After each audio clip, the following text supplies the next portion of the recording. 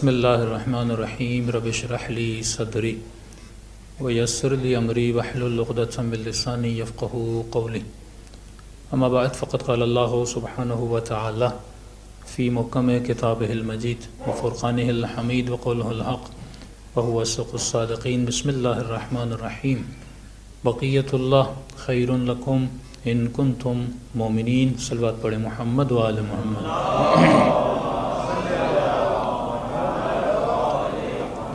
آواز کا تھوڑا بیس بڑھا دیں، بار دیگر صلوات پڑھیں محمد و آل محمد۔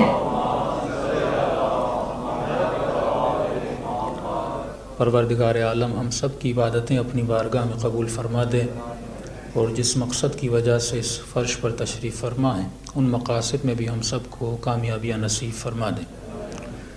مسلسل عقل اور معرفت کے عنوان سے کہ انسان اگر اپنے دین کو لاجک اور عقل سے سمجھے تو یہ اپنے دین میں راسخ ہو جاتا ہے، اور اہل بیت کی ایک نشانی راسخون فی العلم ہے، یعنی جو اپنے قدم کو مضبوطی سے تھامے اسے راسخ کہتے ہیں۔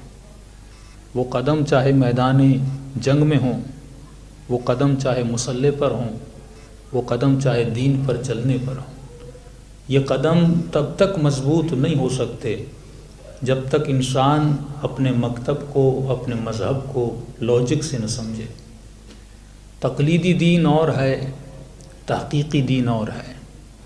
تقلیدی مسلمان آپ کو کائنات کے چپے چپے پر ملیں گے، لیکن تحقیقی مسلمان آپ کو بہت کم ملیں گے۔ ایسے شیعہ بہت ملیں گے جنہوں نے علی کو اپنے آباء و اجداد سے لیا، لیکن ایسے شیعہ بہت کم ملیں گے جنہوں نے میرے آقا کو اپنی عقل سے سمجھا ہو، مولا کی امامت کو اپنی عقل سے مانا ہو۔ اور جب انسان اپنی عقل سے اپنے امام کو مان لے، وہ تختہ دار پہ بھی چلا جائے پھر علی کی ولایت کو نہیں چھوڑتا۔ اس کے لیے ماحول اثر انداز نہیں ہوتا، اس کے اوپر سوسائٹی اثر انداز نہیں ہوتی، اس کا کلچر، اس کا فرہنگ، اس کا لباس کبھی بھی کسی کی سوچ سے نہیں بدلتا، کیونکہ وہ اسی راستے پہ چلتا ہے جو علی کا راستہ ہے، کیونکہ اس نے اس راستے کو اپنی عقل سے مانا ہے۔ کیا وجہ ہے کہ ہمارے اوپر تھوڑی سی مصیبتیں آتی ہیں، ہم دین سے دور ہو جاتے ہیں، لیکن وہ کیسا ایمان تھا جو میثم تمار کے پاس تھا کہ تختہ دار پہ چلے گئے، بازو کاٹ دیے گئے لیکن میثم کو پرواہ نہیں ہے، زبان کاٹ دی گئی لیکن میثم کو پرواہ نہیں ہے۔ فرمائیے پختہ ایمان تب آتا ہے جب اپنی عقل سے، اپنے قلب سے علی بن ابی طالب کو مان لو۔ مولا نے بس اتنا کہا تھا، میثم تجھے اس درخت سے لٹکایا جائے گا، تو اس درخت کے ساتھ کسی کا گھر تھا، وہ کہتا ہے یہ درخت بہت چھوٹا تھا، میثم روز میرے دروازے پہ آتا تھا، کھجوروں کو لے کر آتا تھا، کہتا تھا یہ کھجوریں آپ کے لیے ہیں۔ وہ شخص کہتا ہے میں میثم کو جانتا نہیں تھا، میں پوچھتا تھا آپ روزانہ کھجوریں مجھے دینے آتے ہیں، اس کی وجہ کیا ہے؟ میثم نے کہا تو میرا ہمسایہ ہے، کہ آپ کا گھر میرے گھر کے قریب ہے، کہ گھر قریب نہیں ہے، کہ آپ میرے محلے میں رہتے ہیں، کہ آپ کے محلے میں بھی نہیں رہتا۔ کہتا میں پریشان تھا، پھر میں میثم کا ہمسایہ کیسے بنا؟ میثم میرا ہمسایہ کیسے بنا؟ نہ اس کا گھر میرے گھر کے ساتھ ہے، نہ یہ میرے محلے میں رہتا ہے۔ کہتا ہے مجھے پتا نہیں تھا، لیکن کب پتا چلا؟ جب ایک دن گھر سے نکلا اور میثم کو اس درخت کے ساتھ لٹکایا گیا تھا جو درخت میرے گھر کے ساتھ بنا ہوا تھا۔ یعنی اتنا ایمان تھا جناب میثم تمار کو مولا علی کی باتوں پر۔ ابھی وہ درخت بڑا نہیں ہوا تھا، میثم کو خوشی یہ تھی جب درخت سے باندھا گیا کہ میرے مولا کا کلام سچا ثابت ہوا، کیونکہ میرے مولا نے کہا تھا میثم تجھے اس درخت سے باندھا جائے گا۔ آج میں اپنی آنکھوں سے دیکھ رہا ہوں جو میرے مولا نے کہا تھا وہ آج سچ ثابت۔ فرمایا جس کی سوچ ہماری سوچ سے ملے گی، جس کا راستہ ہمارے راستے سے ملے گا، جس کا عقیدہ ہمارے عقیدے سے ملے گا، جب سوچ ہم آہنگ ہو جاتی ہے تو انسان کا عمل بھی ویسا ہو جاتا ہے جیسا علی بن ابی طالب کا تسلسل۔ اگر کوئی آپ کے عقیدے پر سوال اٹھائے تو اس کے پیچھے لاجک ہونی چاہیے۔ پہلے عقیدے کو کلیئر کر دوں، اس کے بعد میں عمل کی طرف آتا ہوں۔ اگر کوئی آپ سے پوچھے کہ آپ اپنی مجلسوں میں، اپنی محفلوں میں دعا کرتے ہیں کہ اے خدا مجھے اولاد دے علی کے صدقے میں، مجھے شفاعت حسین کے صدقے میں، میری زندگی کی حفاظت فرما امام زین العابدین کے صدقے میں، تو آپ پر اعتراض کیا جاتا ہے کہ آپ اپنی دعاؤں میں اہل بیت کا نام کیوں لاتے ہیں؟ آپ یا علی مدد کیوں کہتے ہیں؟ آپ اہل بیت سے مدد کیوں مانگتے ہیں؟ اگر ہوگا پیدائش شیعہ تو کہے گا بابا مانگتے تھے میں بھی مانگتا ہوں، مولانا صاحب نے سکھا دیا، ہم نے نعرہ مار دیا، ہم نے سیکھ لیا۔ لیکن اگر تحقیقی شیعہ ہوگا تو سوچے گا، دیکھیے وہ بھی جب آپ پر اعتراض کرتے ہیں تو وہ کوئی انجیل نہیں پڑھتے، کوئی بائبل نہیں پڑھتے، وہ آپ کے سامنے قرآن کی آیتیں لاتے ہیں۔ اور یہ کیسا مسلم، کیسا شیعہ ہے کہ مولا فرماتے ہیں نحن ابناء الدلیل، ہمارے ماننے والے جب بھی بات کرتے ہیں تو دلیل سے بات کرتے ہیں، جب بھی بات کرتے ہیں تو لاجک سے بات کرتے ہیں۔ اور فرمایا جہاں پہ دلیل ختم ہو جاتی ہے وہاں پہ جھگڑا شروع ہو جاتا ہے۔ ہمارا چاہنے والا نہ گالی دیتا ہے نہ جھگڑا کرتا ہے۔ اگر کوئی اس کے عقیدے پر اعتراض کرتا ہے، یہ جواب قرآن سے دیتا ہے، یہ جواب حدیث معصوم سے دیتا ہے، یہ جواب حدیث نبوی سے دیتا ہے، ان کا اعتراض بھی سن لیجئے، وہ بھی مسلمان ہیں۔ اعتراض کیا کرتے ہیں؟ پروردگار عالم نے کہا نحن اقرب الیہ من حبل الورید، میں خدا تمہاری شہرک کی رگ سے زیادہ قریب ہوں۔ تو اعتراض بنتا ہے، کہتے ہیں خدا جب تیری شہرک کی رگ سے اتنا قریب ہے تو علی کے در پہ جانے کی کیا ضرورت ہے؟ یہاں سے حاجتیں لے کے کربلا جانے کی کیا ضرورت ہے؟ مکہ مدینہ جانے کی کیا ضرورت ہے؟ جس نے اعلان کر دیا اے مسلمان میں تمہاری شہرک کی رگ سے زیادہ قریب ہوں، یعنی سب سے زیادہ جو وجود ہمارے قریب ہے وہ پروردگار عالم کا وجود ہے، تو کہتے ہیں نہ مکے جانے کی ضرورت ہے، نہ مدینے جانے کی ضرورت ہے، نہ کربلا جانے کی ضرورت ہے، نہ نجف جانے کی ضرورت ہے، نہ مجلس میں آ کر دعا مانگنے کی ضرورت ہے۔ جب خدا سے مانگنا ہے تو گھر میں بیٹھ کے مانگ، جو اتنا وجود تمہارے قریب ہے تو وسیلے کیوں تلاش کرتا ہے، واسطے کیوں تلاش کرتا ہے؟ ہاں ہمارا بھی ایمان ہے کہ قرآن پر جو ایمان نہیں رکھتا اس سے بڑا کوئی بے ایمان نہیں ہے، لیکن ہماری دلیل بھی سن لیجئے، ہمارا جواب بھی سن لیجئے، تھوڑی سی صبر کے ساتھ ہمارا جواب بھی سن لیجئے۔ ہم کیا کہتے ہیں؟ ہاں یہ حق ہے خدا شہرک کی رگ سے زیادہ قریب ہے، لیکن ہم یہ کہتے ہیں ہم سراپا نیاز ہیں، وہ رب بے نیاز ہے، یعنی ہم سراپا ضرورت مند ہیں، ہمیں کچھ نہ کچھ چاہیے ہوتا ہے، اللہ کو کسی چیز کی ضرورت نہیں ہے۔ اور کیونکہ وجود انسانی گنہگار ہے، ہم جب بھی اس کی دربار میں جاتے ہیں اکیلے نہیں جاتے، اپنے ساتھ کسی ایسے کو لے کر جاتے ہیں جس نے زندگی میں کوئی خطا نہ کی ہو، جس نے زندگی میں کوئی گناہ نہ کیا ہو۔ لیکن دشمن بڑا ہوشیار ہے، کہے گا مولانا یہ تو آپ نے جملہ سنا دیا ہمیں، ہم نے قرآن کی آیت پڑھی، آپ بھی ہمیں دلیل دیجئے۔ کتاب ہے مروج الذہب، لکھنے والے ہیں جناب مسعودی، یہ کتاب ضرور پڑھیے، تاریخ اسلام کی کتاب ہے۔ یہ خود لکھتا ہے کہ نبی خدا اپنی دربار میں تشریف فرما تھے، نبی کے پاس جو بھی آتا تھا بیمار تھا، پریشان تھا، بے اولاد تھا، قرض دار تھا، اور نبی کی دربار میں آ کر کہتا تھا یا رسول اللہ میرے حق میں دعا کیجئے۔ کہ نبی جب بھی دعا کرتے تھے، نبی کے دعا کرنے کا انداز ایک ہوتا تھا۔ جیسے تصور کیجئے یہ نبی کا دربار ہے، نبی ممبر پر بیٹھے ہیں، اب بیمار آتا یا رسول اللہ میرے حق میں دعا کیجئے، قرض دار یا رسول اللہ میرے حق میں دعا کیجئے۔ کہ نبی نے جب بھی جس کے لیے دعا کی ایک انداز میں دعا کی۔ کس انداز میں دعا کرتے تھے؟ اپنے ہاتھوں کو بلند کرتے تھے اور اس انداز میں دعا کرتے تھے اللہم ارحم علی فلان بحق علی، اے خدا فلاں پر رحم کر علی کے صدقے میں، بیمار کو شفا دے علی کے صدقے میں، فلاں کا اولاد دے علی کے صدقے میں، فلاں کے رزق میں اضافہ فرما علی کے صدقے میں۔ فرمایا دربار میں دو ایسے بیٹھے تھے جو زبان سے تو علی کو مانتے تھے پر دل سے علی کو نہیں مانتے تھے۔ ان کو یہ بات بہت گراں گزری کہ یہ کیسی بات ہے، علی موجود بھی نہیں ہے، ہم 24 گھنٹہ آنکھوں کے سامنے بیٹھے ہوئے ہیں، اور جب دعا کی بات آتی ہے تو علی کا نام لے کر دعا کرتے ہیں، کبھی ہمارا نام نہیں لیا۔ کہ آج نبی کو کہتا ہوں یا رسول اللہ کبھی کبھی ہمارا نام بھی لیجئے، ہماری دعاؤں میں بھی ہمارا نام آ جائے۔ یہ کہنے والا تھا، ساتھی نے روک دیا کہ صبر کرو، صبر کا پھل میٹھا ہوتا ہے۔ کہ کیسا صبر؟ کہ دیکھو دنیا آتی ہے، نبی علی کا نام لے کر دعا کر رہے ہیں، ایک دن تو آئے گا جب علی خود بیمار ہو جائیں گے تو نبی مجبوری کی حالت میں یا تمہارا نام لے کر دعا کریں گے یا میرا نام لے کر دعا کریں گے۔ بہت بڑا الزام لگتا ہے شیعوں پر کہ شیعہ صحابی کو نہیں مانتے۔ اب آپ مجھے بتائیے میں ایسے کو صحابی کیسے مانوں جو اپنے ذات کی خاطر علی کے بیمار ہونے کی دعائیں کرے کہ میرا نام آ جائے، علی بیمار ہوتے ہیں تو ہو جائے۔ فرمایا کافی عرصہ گزر گیا، ایک وقت ایسا آیا یہ دونوں بھی بیٹھے تھے، اتفاق سے مولا علی بھی دربار میں تشریف لے آئے اور فرمایا یا رسول اللہ آج میری طبیعت ناساز ہے، ذرا علی کے لیے دعا کیجئے۔ اب نبی نے دعا کے لیے ہاتھوں کو بلند کیا، یہ دونوں ایک دوسرے کو خوشی کے عالم میں دیکھنے لگے۔ مسعودی لکھتا ہے کہ ایک دوسرے کو کوہنیاں مار رہے تھے، اب دیکھنا یا تیرا نام لے کر دعا کریں گے یا میرا نام لے کر دعا کریں گے، بس دعا کرنے کی باری آئی، مصطفیٰ نے ہاتھوں کو بلند کیا، بڑے عجیب انداز میں دعا کی. کیا کہا؟ فرمایا اللہم ارحم علی علی بحق علی، اے خدا علی پر رحم کر علی کے صدقے میں، اے خدا علی پر رحم کر علی کے صدقے میں. تو اللہم ارحم علی علی بحق علی، اے خدا علی پر رحم کر، کس کے صدقے میں؟ علی کے صدقے میں. فرمایا اب جو بغض و نفاق تھا وہ زبان پہ ظاہر ہوا، کہنے لگے یا رسول اللہ یہ کیسے انصاف کی بات ہے، جب کوئی اور آتا ہے آپ علی کا نام لے کر دعا کرتے ہیں، آج علی آئے ہیں پھر بھی آپ نے علی کا نام لے کر دعا کیا ہے. بس اتنا کہنا تھا. میرے نبی کے چہرے پہ آثار جلا نمایاں ہوئے، کہنے لگے آئے مسلمانوں تم علی کی بات کرتے ہو، جب میں نبی اپنے لیے دعا کرتا ہوں تو پھر بھی خدا کو علی کا واسطہ دے کر دعا کرتا ہوں. کہا کہ نام علی سے تو جلتا ہے تو یہی صحیح، نام علی سے تو جلتا ہے تو یہی صحیح، میں قدم قدم پہ علی کے گیت گاؤں گا. نام علی سے تو جلتا ہے تو یہی صحیح، میں قدم قدم پہ علی کے گیت گاؤں گا. وہ حشر میں تجھے دوزخ میں جلائے گا، میں یہیں پر علی علی کر کے تجھے جلاؤں گا. یہ لاجک ہے کہ نبی نے اگر علی کا نام لے کر دعا کی تو ہم بھی علی کا نام لے کر دعا کریں گے. لیکن دشمن بڑا ہوشیار ہے. کہ مسعودی کون ہوتا ہے؟ ہو سکتا ہے اس نے روایت اس سے نقل کی ہو جو علی والا ہو. ہم نے تو آپ کو قرآن کی آیت سنائی تو آپ بھی ہمیں قرآن کی آیت سنائیے. نحن اقرب الیہ من حبل الورید، خدا تمہاری شہر کی رگ سے زیادہ قریب ہے. تو قرآن کے مقابلے میں قرآن کی دلیل بنتی ہے.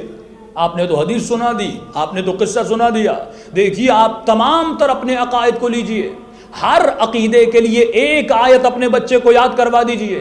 یہ بچہ مبلغ دین بن جائے گا، یہ بچہ مبلغ علی ابن ابی طالب بن جائے گا. یہ یونیورسٹی میں جائے گا اسے آیت یاد ہوگی، یہ کالج میں جائے گا اسے آیت یاد ہوگی، یہ مکہ مدینہ جائے گا جب اعتراض کرنے والے اعتراض کریں گے اسے آیت یاد ہوگی. کتنی آیتیں ہیں، تھوڑی سی آیتیں. بچے اسکول میں جاتے ہیں کتنی اچھی پوئٹری یاد کر لیتے ہیں، بہت ساری چیزیں یاد کر لیتے ہیں. لیکن اگر آیتوں کا مجموعہ نکالا جائے 15 سے 16 آیتیں بنتی ہیں. ایک آیت امامت پہ یاد کروا دیں، ایک آیت عصمت پہ یاد کروا دیں، ایک آیت مولا کے علم پہ یاد کروا دیں، ایک آیت مولا کی شجاعت پہ یاد کروا دیں، ایک آیت مولا کی طہارت پہ یاد کروا دیں. یہ آیتوں کا مجموعہ یاد کروا دیں گے تو آپ کا بچہ گلدستہ علی ابن ابی طالب بن جائے گا، آپ کا بچہ سلونی کے منبر کا گلدستہ بن جائے گا. تو انہوں نے کہا ہم نے آیت پڑھی، آپ بھی آیت سنائیے. ہم نے کہا پورا قرآن بھرا ہوا ہے فضائل علی ابن ابی طالب سے، فضائل اہل بیت سے. سنو قرآن کی آیت ہے، سورہ بقرہ کھولو. ابو البشر آدم جب جنت سے نکالے گئے فرمایا اتنی ضرورت نہیں تھی اپنا سر بلند کر کے آسمان کی طرف دیکھتے. آدم اتنا شرمندہ تھے کہ اے خدا میں نے ترک اولا کیا، میں نے وہ کیا جو کرنا نہیں چاہیے تھا. میں نے تجھ سے وعدہ کیا تھا نہ کھانے کا، لیکن میں اپنے وعدے سے مکر گیا، میں نے اپنے وعدے کو توڑ دیا. اتنے شرمندہ تھے. فرمایا آدم توبہ کرنا چاہتے تھے لیکن آدم روتے تھے، زبان سے جملے جاری نہیں کرتے تھے. یہاں پہ جبرائیل نازل ہوئے، اے آدم تو توبہ کیوں نہیں کرتا؟ کہتے ہیں میں نے بہت بڑا خطا کی ہے کہ اگر تو چاہتا ہے تیرا رب تمہاری توبہ کو قبول کرے تو خدا کو کچھ کلمات کا صدقہ دے کر مانگ، واسطہ دے کر مانگ. فتلقى آدم ربه بکلمات فتاب علیہ انہ هو التواب الرحیم. یہ تو قرآن کی آیت ہے. آدم نے خدا کو کچھ کلمات کا صدقہ دیا، فتاب علیہ انہ هو التواب الرحیم. ان کلمات کے صدقے میں خدا نے آدم کی توبہ قبول کی. اب تفسیر کبیر کے لکھنے والا لکھتا ہے رسول خدا سے پوچھا گیا یا رسول اللہ وہ کون سے کلمات تھے جن کے صدقے میں آدم کی توبہ قبول ہوئی؟ تو نبی خدا کی زبان سے جملے جاری ہوئے. فرمایا ہم فاطمہ و ابوہا و بعلہا و بنوہا. وہ فاطمہ تھیں، وہ فاطمہ کے بابا تھے، وہ فاطمہ کے بچے تھے، وہ فاطمہ کے شوہر تھے. اب یہاں پہ ایک اور سوال بنتا ہے، نبی نے یہ کیوں نہیں کہا وہ محمد تھے؟ یہ کیوں نہیں کہا محمد کی بیٹی تھی؟ یہ کیوں نہیں کہا وہ محمد کا داماد تھا؟ نبی کو پتا تھا اگر کہوں گا وہ محمد تھے، وہ محمد کی بیٹی تھی تو مسلمان بیٹیاں بھی اور بنا دیں گے. اگر کہوں گا داماد تھے یہ اور داماد لا دیں گے. نبی خدا نے ایک اشارہ کیا ہم فاطمہ. وہ کون ہے؟ وہ فاطمہ ہیں، وہ فاطمہ کے شوہر ہیں، وہ فاطمہ کے بچے ہیں. یعنی اگر کسی کی دعا قبول ہوگی تو یا فاطمہ کے صدقے میں یا فاطمہ کے بچوں کے صدقے میں. اور یہ نعمت اگر کسی کو ملی پروردگار عالم نے آپ کو دی تو ایک جملہ ہدیہ کرنا چاہتا ہوں. قبلہ آدم کون ہے؟ آدم ابو البشر ہے. شیعہ بھی کہے گا آدم میرا باپ ہے, سنی بھی کہے گا آدم میرا باپ ہے, بریلوی بھی کہے گا آدم میرا باپ ہے, حنفی بھی کہے گا آدم میرا باپ ہے, اہل حدیث بھی کہے گا آدم میرا باپ ہے. کوئی مسلمان یہ نہیں ہے جو انکار کر سکے کہ آدم میرا باپ نہیں ہے. تو ارے جب تمہارے باپ کی دعا بغیر پنجتن قبول نہیں ہوئی تو تمہاری دعا کیسے قبول ہوگی؟ جو ابو البشر آئے جب اس کی دعا قبول نہیں ہوئی, نبی کی زوجہ فرماتی ہیں علی خیر البشر من ابا فہو کفر. علی تمام بشر میں خیر ہے, جو علی کے مقابلے میں آیا فکفر, وہ کیا ہوا؟ کافر ہو گیا. ایک اہل سنت کا بچہ تھا, میں نے کہا علی شجاع تھے؟ کہاں, کہ میری عادت ہے میں لاجک سے نکلتا نہیں ہوں اور پکڑ ان کی لاجک میں کرتا ہوں. میں نے کہا علی شجاع تھے؟ کہاں. میں نے کہا علی عالم تھے؟ کہاں. باب مدینۃ العلم تھے؟ کہاں. خیبر کو علی نے فتح کیا؟ ہاں. خندق کو علی نے فتح کیا؟ کہاں. من کنت مولا کا لقب کس کو ملا؟ کہا علی کو ملا. میں نے کہا یہ بھی مانتے ہو علی سب سے عالم, علی سب سے شجاع, علی کسی میدان سے نہ بھاگنے والا, تو افضل کون ہے؟ کہ ہمارے مولانا کو کہنا ہے کہ علی چوتھے نمبر پر ہے. میں نے کہا ایک ہے مولانا کی بات, ایک ہے تمہاری لاجک اور عقل کی بات. جب فضائل پڑھنے پر آتے ہیں تو علی کا رتبہ آسمان پر لے جاتے ہیں, اور جب آپ سوال کرو گے کہ علی افضل ہے یا صحابہ میں کون افضل ہے تو کہتے ہیں علی چوتھے نمبر پر ہے. یہ ہے کون سا عقیدہ؟ نقلی عقیدہ. یعنی اگر میرے مولوی نے کہا تو میں نے مان لیا, میری کتاب میں آیا تو میں نے مان لیا. ایک ہے لاجک کیا کہتی ہے, ان اکرمکم عند اللہ اتقاکم, خدا کے قریب سب سے عظیم بندہ وہ ہے جس میں تقوی سب سے زیادہ ہو. ایک جاہل ایک عالم ہے, آپ کس کو افضلیت دیں گے؟ جاہل کو دیں گے یا عالم کو دیں گے؟ لاجک کہتی ہے جس کے پاس علم زیادہ ہے, جس کے پاس تقوی زیادہ ہے, جس کے پاس عمل زیادہ ہے, ہم اسے جس کے پاس عدالت زیادہ ہے, جو حسب میں سب سے بہتر ہو, جو نسب میں سب سے بہتر ہو, تمام تر فضائل علی بن ابی طالب میں پائے جاتے ہیں. لیکن کیا کہتے ہیں مولانا, ہمارے مولوی نے کہا, میں نے یہ روایت پڑھی, میں نے کہا رسول خدا کی زوجہ فرماتی ہیں علی خیر البشر من ابا فہو کفر, علی تمام بشر سے افضل ہے. میں نے کہا اس بشر میں انبیاء بھی ہیں, اس بشر میں اصحاب بھی ہیں, اس بشر میں ازواج بھی ہیں, اس بشر میں مسلمان بھی ہیں. کہتا مولانا میرا یہ کہتا ہے کہ علی چوتھے نمبر پر ہے. میں نے کہا اب مرضی تیری ہے, یا مولانا کی مان یا اپنی اماں کی مان. اب عائشہ کی روایت انہی سے منقول ہے, علی خیر البشر. الزام ہم پہ لگتا ہے کہ ہم جناب عائشہ کی باتوں کو نہیں مانتے. بھائی ہم جتنا مان رہے ہیں علی بن ابی طالب کو ان کے کہنے پر کہ علی خیر البشر من ابا فہو کفر, جس نے علی کو تمام بشر میں خیر مانا اور جو علی کے مقابلے میں کسی کو لاتا ہے اس کا ایمان ضائع ہو جاتا ہے, وہ کافر ہو جاتا ہے. ہمارا عقیدہ ہے کہ یہ اس کائنات کے کسی اسکول میں نہیں پڑھے, اور ہمارا چیلنج ہے کہ آپ ہمارے اماموں کا کوئی استاد ڈھونڈ کے بتائیں, لیکن ہم آپ کے اماموں کے استاد لائیں گے. امام جعفر صادق علیہ الصلوۃ والسلام جب بھی مشکل میں گرفتار ہوتے تھے تو کس کے در پہ جاتے تھے؟ اہل بیت کے دروازے پہ جاتے تھے. جب بھی مسائل میں گرفتار ہوتے تھے تو اہل بیت ان کے مسائل کو حل کرتے تھے. نہ ان کا کوئی استاد ملتا ہے, نہ یہ کسی کے شاگرد ملتے ہیں. اگر کہہ سکتے ہیں کوئی کسی کا شاگرد ہے تو وہ یہی کہتے ہیں. اگر چھٹے امام ہیں کہتے ہیں میں نے اپنے بابا سے سنا, بابا نے امام زین العابدین سے سنا, امام زین العابدین نے حسین سے سنا, حسین ابن علی نے بابا علی سے سنا, علی ابن ابی طالب نے رسول خدا سے سنا, اور رسول خدا نے جناب جبرائیل سے لیا, اور جناب جبرائیل نے پروردگار عالم سے لیا. یعنی ان کا جو علم ہے وہ ڈائریکٹ ہے پروردگار عالم سے. وہاں سے علم آ رہا ہے جہاں سے کسی غلطی کا امکان نہیں ہے, اور جہاں پر کوئی شک بھی کرے اس کا ایمان ضائع ہو جاتا ہے, تباہ و برباد ہو جاتا ہے. ایسے اماموں کے ماننے والے ہو, اور مولا فرماتے ہیں فخر کرو کہ علی جیسا امام تجھے عطا کیا گیا, فخر کرو سیدہ زینب جیسی بیوی تجھے عطا کی گئی, فخر کرو سیدہ فاطمہ جیسی بیوی تجھے عطا کی گئی. آج اگر کسی مکتب کو بطور رول ماڈل پیش کیا جا سکتا ہے وہ مکتب اہل بیت علیہم السلام ہے, جس میں عقل بھی ہے, جس میں عادل بھی ہے, جس میں طہارت بھی ہے, جس میں لاجک بھی ہے, جس میں علم بھی ہے. خدا سے کیسے بات کی جائے یہ جتنا میرے چوتھے امام سجاد نے بتایا کون بتا سکتا ہے؟ صحیفے سجادیہ کو کھولیے. توبہ کیسے کی جائے علی ابن ابی طالب نے دعائے کمیل میں بتا دیا. پروردگار عالم سے کلام کیسے کیا جاتا ہے دعائے عرفہ میں امام حسین نے بتا دیا. اتنے عظیم کلام, فصیح کلام آپ کے پاس موجود ہیں. اور لاجیکل چھوٹی سی دلیل لے دوں, اگر میں دنیا سے چلا جاؤں اور آپ کہیں ہمیں پہچاننا تھا مولانا عارف کاظمی کی شخصیت کیسی تھی, ان کا علم کیسا تھا, تو دو ذریعے ہیں کسی شخص کو پہچاننے کے لیے. اگر 100 سال پہلے کوئی مر گیا, اگر 500 سال پہلے کوئی مر گیا, اس کو پہچان پہچاننے کے کچھ ہی ذریعے ہیں. آپ کہیں گے ہم کیسے پہچانے؟ کیسے پہچانا جا سکتا ہے؟ اگر کوئی اس کی نشانی ہے اس کی نشانی کو دیکھ کر پہچانا جا سکتا ہے. اگر اس نے کوئی بک لکھی ہے اس کے بک سے پتا چلے گا یہ کتنا عالم تھا. ہمیں اللہ کو پہچاننا ہے اس کی قرآن سے پہچانا جاتا ہے. اللہ کا علم اس کے قرآن سے پتا چلتا ہے, اس کے نبی سے پتا چلتا ہے. آج اگر اصحاب نبی کے علم کو پرکھنا ہے تو ہم کیسے پہچانے فلاں صحابی کا علم کتنا تھا, فلاں صحابی کی طہارت کتنی تھی, فلاں صحابی کی شجاعت کتنی تھی؟ کسی صحابی کی کوئی کتاب نہیں ملے گی. لیکن اگر علی کے علم کو پہچاننا ہے تو نہج البلاغہ کو اٹھا کر دیکھ لو. اگر علی کے بچوں کی تربیت کو دیکھنا ہے تو حسین ابن علی کو دیکھ لو. اگر ان کے مقام کو دیکھنا ہے تو ان کے بچوں کے اندر نورانیت کو دیکھ لو. انہوں نے اپنے عمل سے ثابت کیا کہ ہم وہ ہیں جن کے گھروں میں حسین پنپتے ہیں,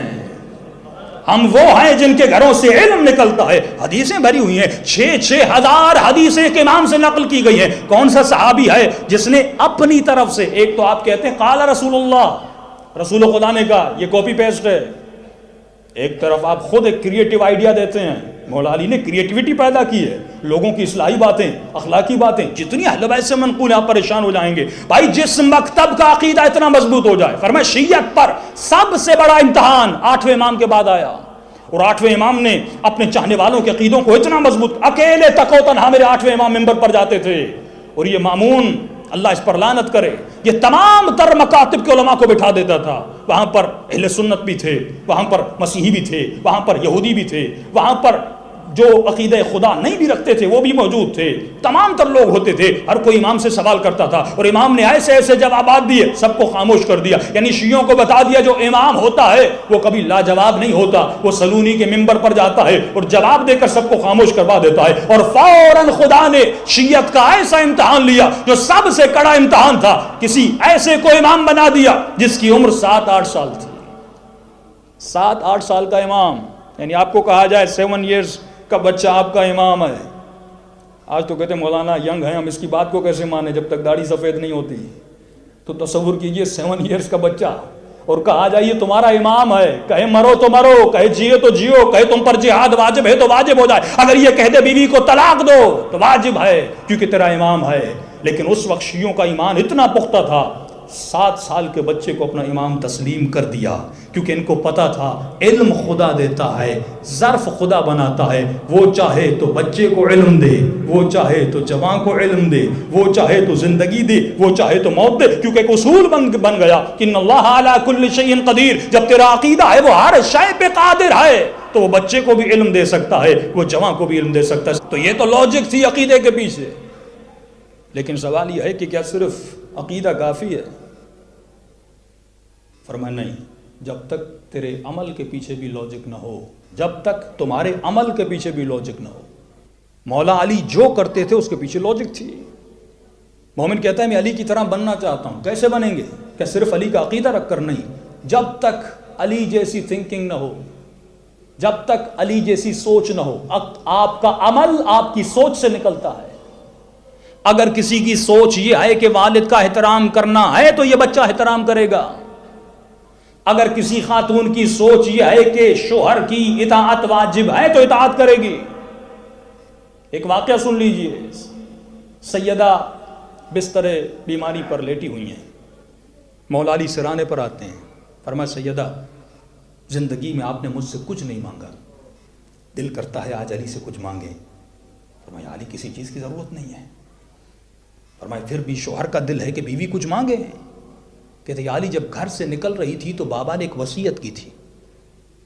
فرمایا زہرا کبھی شوہر سے کچھ نہ مانگنا.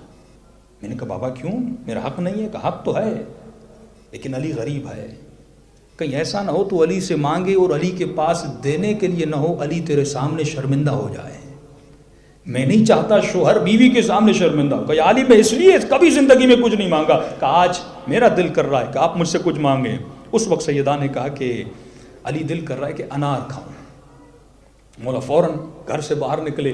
عجیب روایت کے جملے ہیں. فرمایا موسم بھی انار کا نہیں تھا اور سیدہ نے وہ چیز مانگی جو موسم والی بھی نہیں تھی. مولا باہر نکلے, بازار میں گئے, پوچھا کسی نے اسٹاک کر کے کسی نے رکھا ہوا انار کا نہیں. کہ علی انار تو سارے ختم ہو گئے, ہم نے سارے بیچ دیے. کہ کہاں سے ملیں گے؟ کسی نے کہا علی ایک یہودی ہے, اس کا گھر ہے, اس کے گھر میں چلے جائیے, وہ انار کو رکھتا ہے. مولا نے اس کے دروازے پر دستک دی, اس یہودی نے دروازہ کھولا. امام نے کہا انار ہے. احترام تھا علی ابن ابی طالب کا. کہا یا علی انار تو ہیں, لیکن انار میں نے 2 ہی ہیں, میں نے اپنی بیوی کے لیے رکھے ہوئے ہیں. امام نے کہا آج زندگی میں پہلی مرتبہ اس نے مجھ سے مانگا ہے جس نے زندگی میں کبھی کچھ نہیں مانگا. جتنی بھی قیمت ہو دگنی قیمت تجھے دوں گا, یہ انار مجھے دے دو. کہتا ہے ٹھیک ہے یا علی. فوراً انار لے کر آیا, امام کے ہاتھوں میں خدمت میں پیش کیا. مولا علی نے اسے 3 یا 4 درہم عطا کیے. جیسے اس نے درہم لیے, کہنے لگا یا علی انار کی قیمت تو 1 ہے, آپ نے 3 کیوں دیے ہیں؟ پتہ چلتا ہے تھا یہودی لیکن عادل تھا.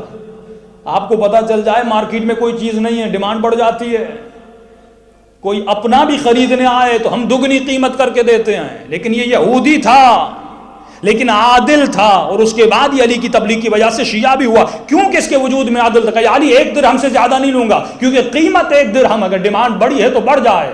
مولا فرماتے ہیں یہ 2-3 درہم جو اضافی دے رہا ہوں, کیونکہ انار تم نے اپنی زوجہ کے لیے رکھا تھا, یہ 3-4 درہم سیدہ کی طرف سے اپنی زوجہ کو ہدیہ کر دینا.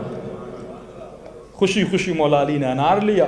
عجیب روایت ہے. مولا پلٹنے لگے. اب یہاں پر وعبد ربک, کہ میں نے اس دن فرق بتایا تھا عابد میں اور عبد میں. عابد عبادت کرتا ہے اپنی مرضی سے, عبد عبادت کرتا ہے اس کی مرضی سے. اب مولا علی انار لے کر جا رہے ہیں. ایک مرتبہ کسی خرابے سے کسی فقیر کی آواز آئی, ہے کوئی میری آواز پہ آواز دینے والا, ہے کوئی میرے پیٹ کو بھرنے والا. مولا نے جیسے آواز سنی, مجال تھی کہ علی نے جاتے, جیسے خرابے میں گئے, فقیر کو زمین پر لیٹا ہوا دیکھا, اور عجیب منظر تھا, آنکھوں سے نابینا تھا. مولا نے سر اپنی گود میں رکھا, فرمایا بتاؤ تیرے لیے کیا لاؤں؟ جو کی روٹی لاؤں, نان لاؤں, جو کہو لاؤں. نابینا ہے, دیکھ نہیں رہا. اللہ بھی علی کا امتحان لے رہا ہے. فوراً کہا دل کرتا ہے انار کھاؤں. 1 انار جو سیدہ نے مانگا, اور زندگی میں کچھ نہیں مانگا, کبھی کچھ نہیں مانگا. بیمار ہیں بیوی, مولا علی سے کہا انار. اتنی زحمتوں سے 1 انار ملا.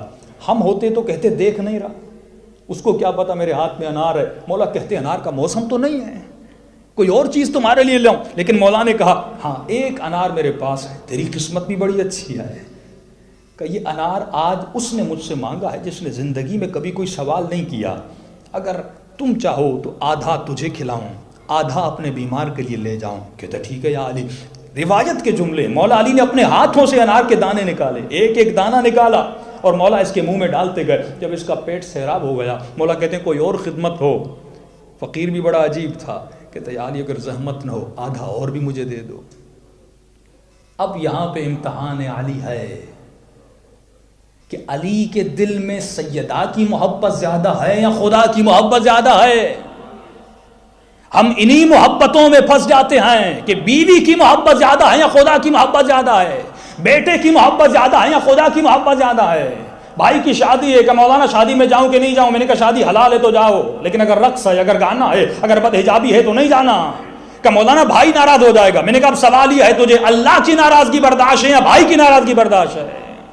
رشتہ دار ناراض ہو جائیں گے. یہی امتحان پروردگار عالم ہے کہ ہم زندگی میں کس کی محبت کو خریدتے ہیں اور کس کی محبت پہ چلتے ہیں. علی کا امتحان تھا کہ سیدہ کی محبت زیادہ ہے یا اللہ کی محبت زیادہ ہے. امام نے کہا کوئی بات نہیں, دوسرا انار بھی میں نے تجھے دیا, دوسرا آدھا حصہ بھی علی نے فقیر کو کھلا دیا. یعنی سیدہ کی محبت کو اللہ کی محبت پہ قربان کیا. کہ خدا تیرے سامنے جو بھی محبت آئے میں اس کو قربان کرنے کے لیے تیار ہوں, اور جب تیری محبت پہ قربان کیا ہے نتیجہ بھی دینے والا تو ہے. مولا علی گھر کی طرف جانے لگے. شوہر تھے, سوچنے لگے سیدہ پوچھیں گی علی انار ملا کہ نہیں؟ بولوں گا ملا. پھر سیدہ پوچھے گی انار تو نے لائے کیوں نہیں؟ تو مولا کہیں گے کہنا پڑے گا میں نے فقیر کو دے دیا. اگر ہماری بیوی ہوتی تو کہتی فقیر سے مجھ سے زیادہ محبت ہے, گھر میں جھگڑا ہو جاتا.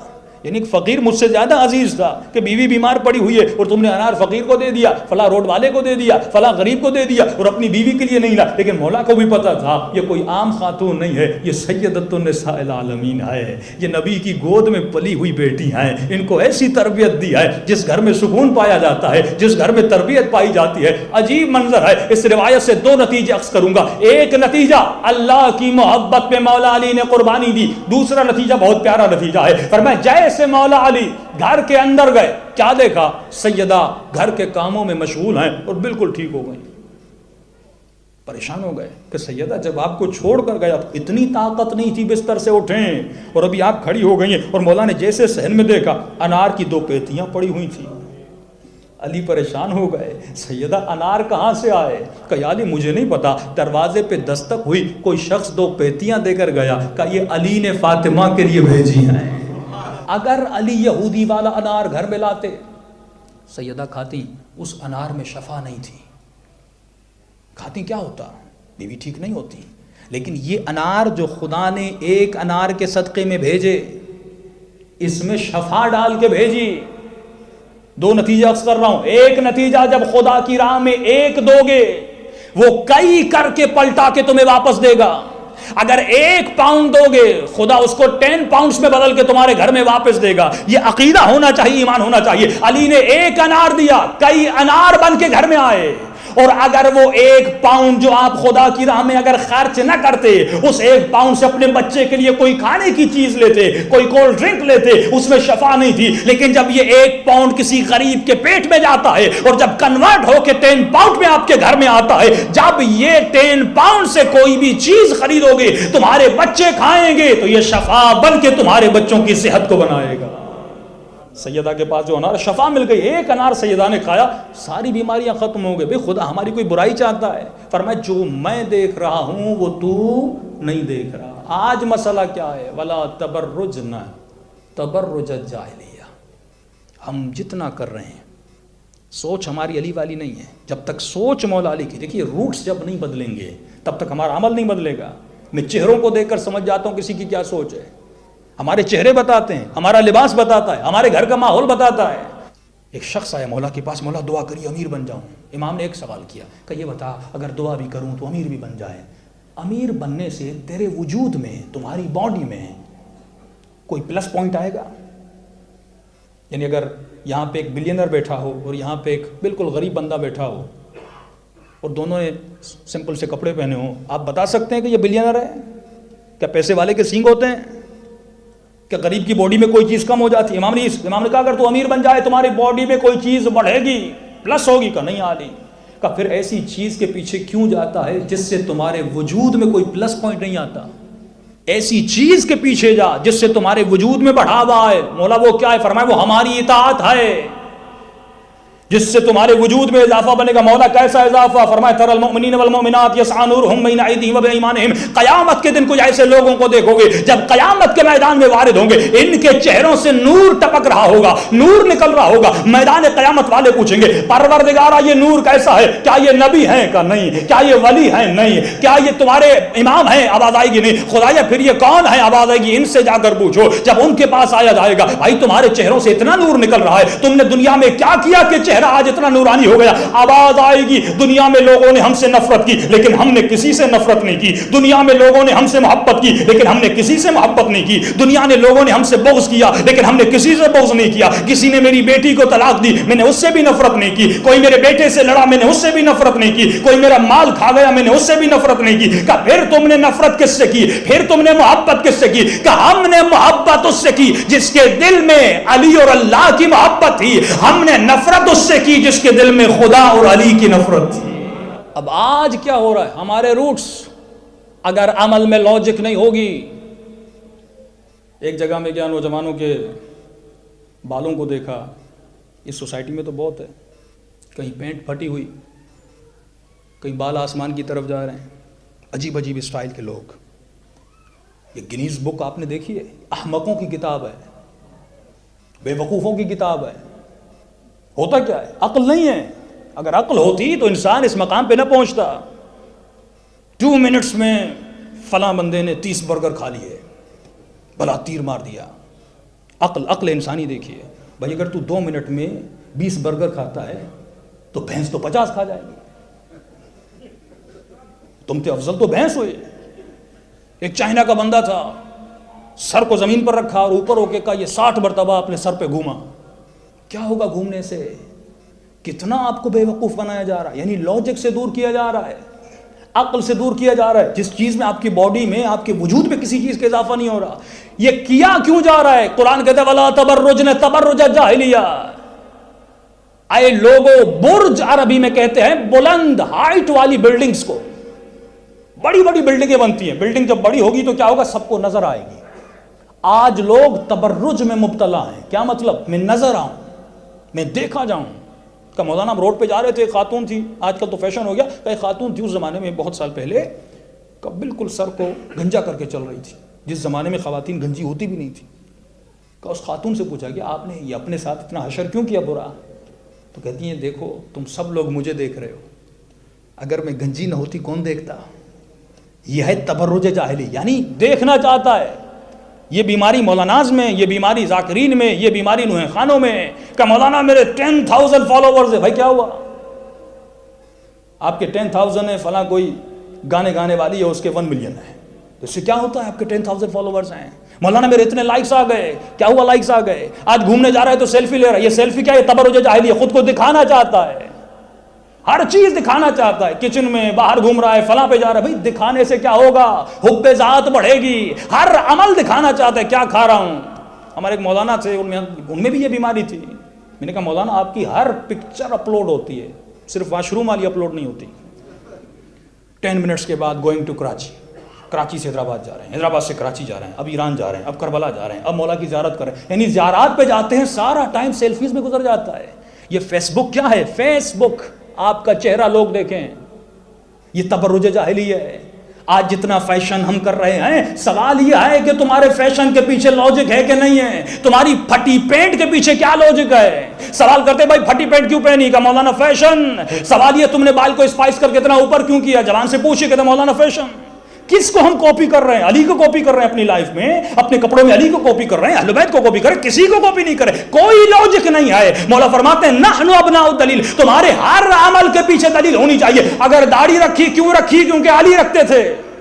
اگر عقیق کی انگوٹھی پہنی کیوں پہنی؟ کیونکہ علی پہنتے تھے. نماز پڑھتے ہو کیوں پڑھتے ہو؟ کیونکہ حسین ابن علی پڑھتے تھے. ایسے چلتے ہو کیوں چلتے ہو؟ کیونکہ مولا علی نے فرمایا جب سفرے پہ بیٹھو تو مولا علی کی طرح چلو. کسی دین میں اتنی ذرافیت نہیں ہے جتنی دین مذہب اہل بیت میں ہے. آپ واش روم جاتے ہیں، اہل بیت نے بتایا سیدھا پاؤں رکھو یا الٹا پاؤں رکھو. سفرے پہ بیٹھتے امام نے فرمایا اپنی غذا کی ابتدا نمک سے کرو، اپنی غذا کی انتہا نمک پہ کرو. رات کو بستر پر سوتے ہو، سیدھے ہاتھ پہ سونا ہے، الٹے ہاتھ پہ سونا ہے، سیدھا سونا ہے. مولا نے بتا دیا. شادی کرتے اس کے اعمال کیا ہیں، بچے پیدا کرنے اس کی ترتیب کیا ہے، اس کے مستحبات کیا ہے.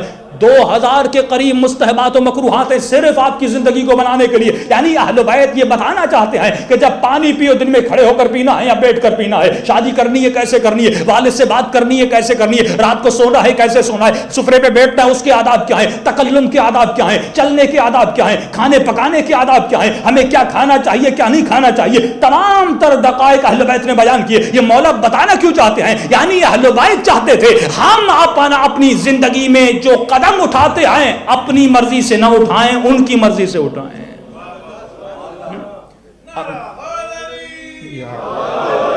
آل محمد. اب چندے کی باری آ گئی.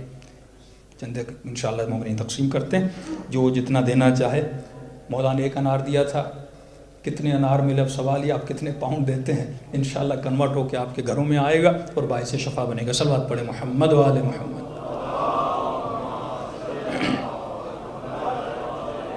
اگر زحمت نہ ہو تھوڑا پھر آگے آ جائیں، پیچھے مومنین کو تکلیف ہو رہی ہے. 2 قدم لے کے آگے آ جائیں، بہت اسپیس باقی ہے، میں اوپر سے دیکھ رہا ہوں. صلوات پڑھے محمد و آل محمد.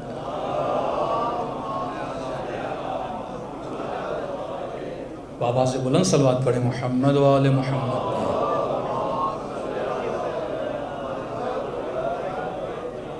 بارے دیگر صلوات پڑھے محمد و آل محمد.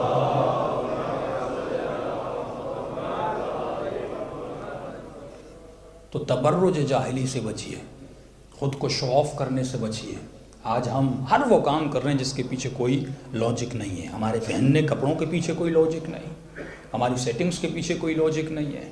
خواتین کے کپڑوں میں جواب اگر فیشن آئے اس کا مطلب اہل بیت کو ہم فالو نہیں کر رہے. جواب یہ آئے کہ میرے کپڑوں کی ترتیب وہ ہے جو سیدہ کی تھی، میرے عمل کی ترتیب وہ ہے جو مولا علی کی تھی. جب زندگی ایسی بن جائے گی مولا فرماتے پھر تمہاری زندگی میں طہارت آتی ہے. کل انشاءاللہ اس موضوع کو میں اور پھیلاؤں گا کہ اگر انسان اپنی زندگی میں روحانیت چاہتا ہے, مکروہات سے بچنے سے کون سی روحانیت ملتی ہے, مستحبات پر عمل کرنے سے کون سی روحانیت ملتی ہے, محرمات سے بچنے کے لیے زندگی میں کیا اثرات آتے ہیں, کیا یہ مقام افسوس نہیں ہے؟ مومن کی زندگی 50 سال گزر گئی, 60 سال گزر گئی, اور اس سے پوچھا جائے کیا تم نے زندگی میں ایک مرتبہ بھی امام حسین کی زیارت کی؟ کہتے ہیں مولانا نہیں. خاتون کی 70 سال زندگی گزر گئی, پوچھا جائے ایک مرتبہ سیدہ کو خواب میں دیکھا؟ کہتی ہے نہیں مولانا. کیا علماء نہیں دیکھتے تھے؟ کیا بزرگان نہیں دیکھتے تھے؟ بھائی ایک دعائے کمیل میں نے جعفر طیار میں پڑھی, فوراً مومنین رو رو کے اس کا رونا رک نہیں رہا تھا. میں نے کہا کیا ہوا کہ مولانا؟ اچانک سے آنکھوں سے پردے ہٹے, میں نے ایک نور دیکھا اور حضرت عباس علمدار کی مجھے زیارت ہو گئی. ایسے ایسے مومنین موجود ہیں جن کو زیارات میں. انچولی کا ایک نوجوان تھا, اعتکاف کے درمیان کا مولانا میری کمر میں درد تھا, مجھے امام زمانہ کی زیارت نصیب ہوئی اور امام نے مجھے ایک وظیفہ بتایا جس کے صدقے میں میرے کمر کا درد ختم ہو گیا. جب آپ ہر چیز اہل بیت سے مانگنے کا عقیدہ رکھتے ہیں, امام رضا کے جملے سنیے. مولا فرماتے اے مومن جب ہم سے مانگنے آتا ہے, اگر تو شرمندگی سے نہ مانگے کہ یہ امام ہے میں غلام ہوں, مانگوں تو کیسے مانگوں, تو امام فرماتے ہیں اگر امام سمجھ کے مجھ سے نہیں مانگ سکتے تو بھائی سمجھ کے مجھ سے مانگو, اگر بھائی سمجھ کے ہم سے نہیں مانگ سکتے تو باپ سمجھ کے ہم سے مانگو, اگر باپ سمجھ کے ہم سے نہیں مانگ سکتے تو دوست سمجھ کے ہم سے مانگو. یعنی مولا بتانا کیا چاہتے ہیں کہ کائنات میں کوئی ایسا رشتہ نہیں ہے جو امام سے زیادہ تیرے قریب ہو. نہ ماں تیری تجھ سے اتنی محبت کرتی ہے, نہ باپ تیرا تجھ سے اتنی محبت کرتا ہے, نہ کوئی دوست, نہ کوئی بھائی, نہ کوئی بہن. سب سے زیادہ اگر کوئی تم سے محبت کرتا ہے وہ تمہارا امام ہے, وہ تمہارا مولا ہے. کربلا میں جب صدام ملعون واصل جہنم ہوا تو مولا کے حرم کو بڑھانا چاہا, سب لوگوں سے گھر خریدے. اگر 20,000 کا گھر تھا ان کو 40,000 60,000 دیے کہ آپ اپنا گھر دیجئے, امام کا حرم بڑھنے والا ہے. سب کے گھر لے لیے, ایک گھر باقی رہ گیا. یہ کسی بوڑھے کا تھا, اس کا کام تھا مزدوری, لوگوں کے گھر بناتا تھا, بننا تھا. اس کے پاس آئے کہ بھائی آپ کا گھر ہم خریدنا چاہتے ہیں. کیوں؟ امام کا حرم بنے گا. اچھا قیمت کا 20,000 یا 30,000 قیمت ہے, ہم آپ کو 50 دیں گے. سوچنے کے بعد کہا میں نہیں بیچوں گا. پھر کہا 70 نہیں, 80 نہیں, 1 لاکھ نہیں. بھائی جو تم کہو ہم وہ قیمت ادا کریں, امام کا حرم بننے والا ہے. کہا بھائی میرا گھر میری مرضی, میں نہیں بیچتا. کہا حکومت کے آرڈرز لائیں گے, گھر کو تو گرانا پڑے گا. جب سارے گھر خرید لیے, بیچ میں ایک گھر اور امام کا حرم بنانا ہے اور آپ بیچ نہیں رہے. کہا بھائی میری مرضی, میں نہیں بیچتا. کہتے ہم چلے گئے. چند دنوں کے بعد ہم نے دیکھا اس بوڑھے نے اپنے گھر کو بنانا شروع کر دیا. دیواروں کو نیا کیا, دروازوں کو کلر کیا, اپنے گھر کی مرمت کرنا. مزدور تو خود ہی تھا, بننا تھا. مکمل گھر کو فرنش کر کے اس نے بالکل نیو کر دیا. ہم پھر آئے, اے بوڑھے کر کیا رہے ہو؟ ہم گھر خریدیں گے, گھر کو گرائیں گے, توڑیں گے. اگر تمہیں گھر کی قیمت بڑھانی ہے تو قیمت بڑھا. کہ بھائی میرا گھر ہے, بناؤں نہ بناؤں, بگاڑوں, جو بھی کروں میری مرضی ہے, تمہارا کیا جائے. کہ جب بالکل اس کا گھر بن کے تیار ہو گیا, اس بوڑھے نے میسج بھیجا کہ آؤ اب اپنا گھر حسین کے نام کرنا چاہتا ہوں. پریشان ہو گئے. کہے بزرگ قیمت کم تھی, گھر کو نیا کر کے بیچنا چاہتے ہو؟ تو قیمت کی کس نے بات کی؟ مفت میں دیا اپنے مولا کو. یقین نہیں آیا کہ چلو رجسٹر آفس میں گئے. اس نے اپنے ہاتھوں سے گھر کو امام کے نام کیا. جب واپس آنے لگے تو انہوں نے کہا بوڑھے یہ بات تو سمجھ آئی, تم نے عقیدت میں اپنا گھر حسین ابن علی کو دیا, محبت میں اپنے امام کو اپنا گھر دے دیا. یعنی غریب تھا جس کے پاس گھر نہیں تھا, اپنا گھر امام کے نام کر دیا. لیکن یہ بات تو سمجھ نہیں آئی جب تجھے پتا تھا کہ گھر کو گرایا جائے گا, ہم اب خریدیں گے, پورے گھر کو اپنا گرا دیں گے اور اس کو تہس نہس کر دیں گے اور یہاں پہ ایک پورا مولا کا صحن بن جائے گا. پھر اس گھر کو بنانے پہ اتنے پیسے کیوں خرچ کیے, اسے نیا کیوں کیا؟ کہ اتنا کہنا تھا. بوڑھے کی آنکھوں میں آنسو آ گئے کہ زندگی میں پہلی مرتبہ کوئی چیز حسین کو دے رہا تھا. پرانی دیتا, جب مولا نے مجھے اتنا کچھ دیا, آج ایک گھر مولا کو دے رہا ہوں, پرانا دیتا. میں نے کہا اپنے مولا کو نیا کر کے دوں, اس کے بعد تم جو کرنا چاہو کرو, وہ حسین کی چیز ہے, گراؤ تو گراؤ, رکھو تو رکھو. لیکن میں نے اپنی عقیدت کا اظہار کیا. کسی نے پوچھا مولا آپ کو کیا چاہیے؟ امام فرماتے ہیں مجھے اکبر جیسے تمہارے بیٹے چاہیے, مجھے زینب جیسی تمہاری بیٹیاں چاہیے, مجھے تمہارے گھروں میں روحانیت اور نورانیت چاہیے. 1 ملین کی گاڑی لے لو, اس کی باڈی پہ اگر کوئی کی سے اسکریچ کر دے تو آپ کو غصہ آ جاتا ہے. آج معاشرے میں آپ کے بچوں کی روحانیت کو اسکریچ کیا جا رہا ہے لیکن پرواہ نہیں ہے. کیا اس گاڑی سے زیادہ یہ گاڑی آپ کے بچے سے زیادہ ہے؟ فرمایا پوری محنت اور کوشش لگا دو, ایسے بچے بناؤ جو امام زمانہ کے سپاہی بنے, جو اعوان و انصار امام زمانہ بنے. جب امام زمانہ ظہور کرے تو کہیں ہاں اے مومن, تو نے واقعاً اپنے بچے کی تربیت ایسی کی تھی جیسی کربلا والوں نے تربیت کی تھی. اس زمانے میں جس چیز کی کمی ہے, اپنی روحانیت کو بڑھانے کی کمی ہے. مٹیریل لائف آپ کو یہاں بہت مل جائے گی لیکن اسپریچول پاور آپ کو دیکھنا ہے. آج میں 70 سال کا ہو گیا, یہ مقام افسوس ہے اگر مجھے حسین کی زیارت نصیب نہیں ہوئی. یہ مقام افسوس ہے اگر مجھے امام زمانہ کی زیارت نصیب نہیں ہوئی. مولا کسی اور سیارے میں نہیں رہتے, اسی زمین میں رہتے ہیں. عزیز علی ان تر الخلق ولا ترا. دعائے ندبہ کا مطلب کیا ہے کہ رو اپنے امام زمانہ کے مصائب کے لیے کہ مولا میرے لیے بہت مشکل ہے, میری آنکھیں سب کو دیکھیں لیکن آپ کا چہرہ نہیں دیکھ رہی, میری آنکھیں ہر شے کو دیکھ رہی ہیں لیکن مہدی زہرا کو نہیں دیکھ رہی. اور اگر دیکھنا ہے انہی مجلسوں میں امام آتے ہیں, دلوں کو نرم کریں. ذکر حسین ابن علی سے, ذکر علی ابن ابی طالب سے دلوں کو کربلا لے جائیں اور اپنے مولا کو سلام پیش کرتے. السلام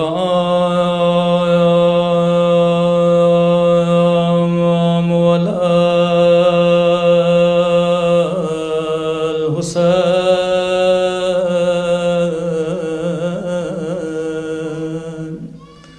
وعلی علی ابن الحسین, سب مل کے وعلی اولاد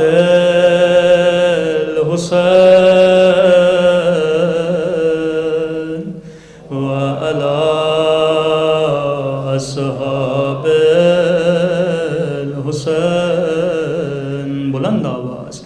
السلام علی الحسین وعلی علی ابن حسین کی آواز بلند ہو. علی اولاد حسین وعلی اصحاب حسین. سب مل کے السلام علی الحسین وعلی علی ابن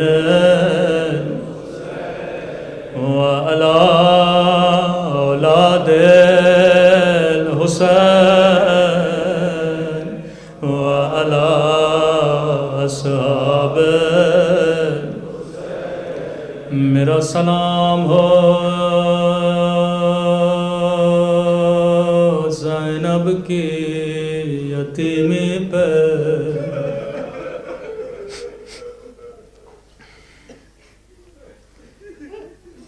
میرا سلام ہو روتی ہوئی آنکھوں پہ,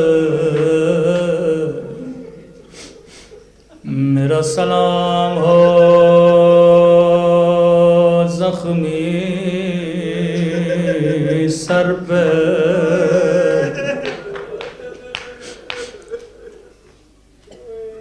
ایک دن مولا علی گھر آئے, سیدہ کو سلام کیا, بی بی نے جواب دیا, فرمایا علی میں نے سنا ہے یہ لوگ تجھے سلام بھی نہیں بچوں کی